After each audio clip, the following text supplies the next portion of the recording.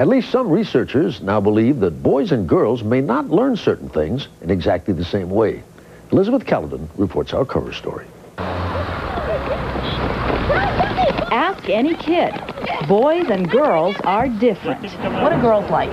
Girls like to use makeup, What do you think boys like?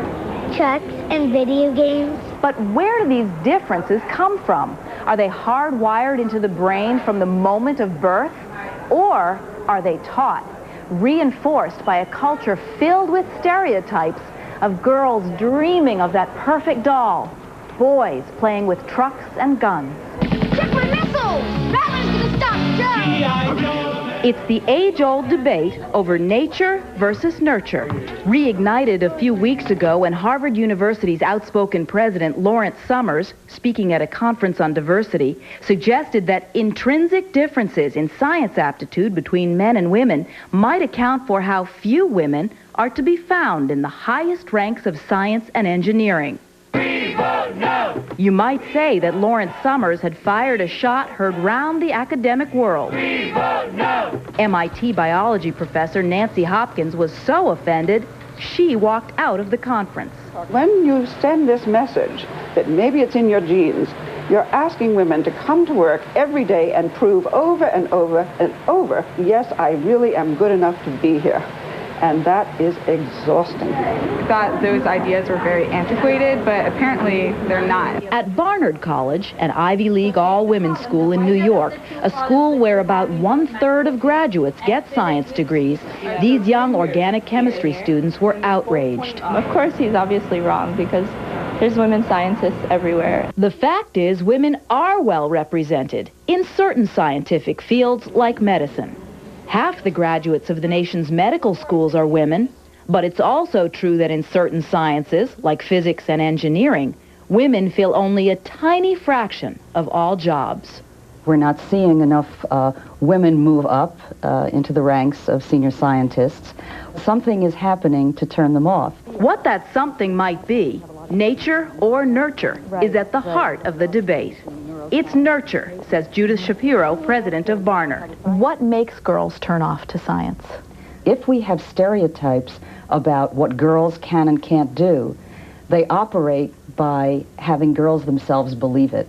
And there's been research for a long time now that shows that people reading the identical article, scientific article, let's say, will rate it higher if they think a man has written it than if they think a woman has written it. And what's really upsetting is that female and male readers both will respond this way. But then there's the nature side of the equation. Take, for example, the fact that a much higher number of boys get perfect scores on the math portion of standardized tests like the SAT. The real issue, and the issue that the president of Harvard was addressing, is why are there more men at the highest end of mathematical ability than women? At the University of California at Irvine, psychologist Richard Heyer's findings show striking differences in the way that male and female brains work. Now, can these differences be related to other cognitive or mental differences like mathematical ability? It's not much of a stretch. Men and women, Heyer has found, use different parts of their brains to solve problems. For men, the smarter they are, the more gray matter they have and use. Women use their white matter, connecting different parts of the brain, but solve problems equally well. These women are just as intelligent as these men, but they seem to accomplish this with even less brain tissue.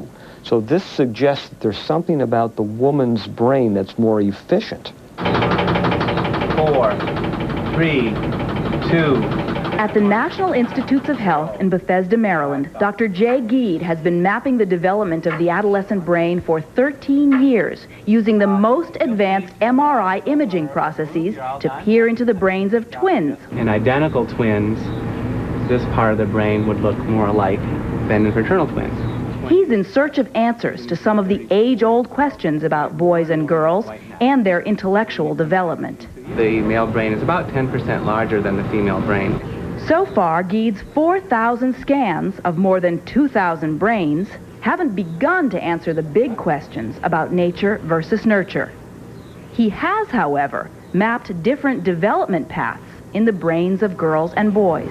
In general, we think that the girls' brains are maturing a bit faster than the boys' brains.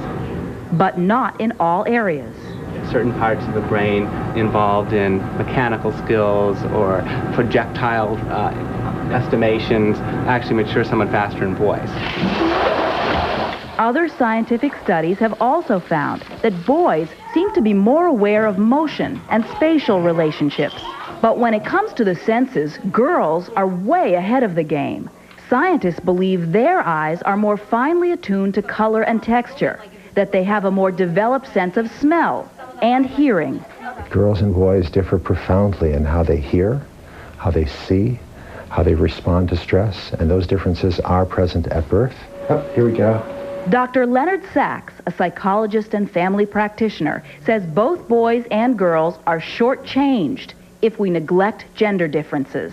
That by the age of 12, the geometry area of a girl's brain looks like an 8-year-old's boy's brain. They're 4 years behind.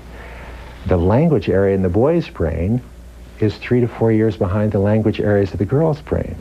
In fact, in his book, Why Gender Matters, Dr. Sachs argues that to ignore gender differences puts us at risk of perpetuating them.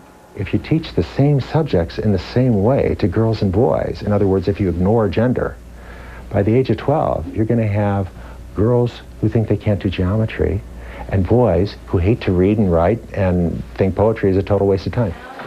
But, cautions Dr. Sachs, different rates of development shouldn't be confused with innate ability.